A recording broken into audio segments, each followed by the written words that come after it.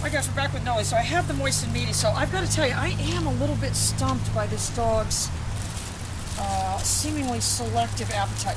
And I'm going to tell you, that's going to make it very, very hard to get the dog into food drive when that happens. So I've got some different treats, and you've got to be ready. I'll tell you what we don't do is say, oh, they don't like treats, we'll train them another way, because that doesn't work.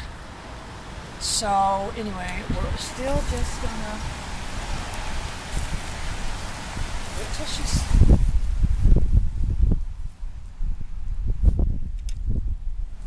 Noli! Good girl. Good girl. Even then, though, I can tell you, she's not real greedy with the treats. I'll tell you what I like, a greedy puppy.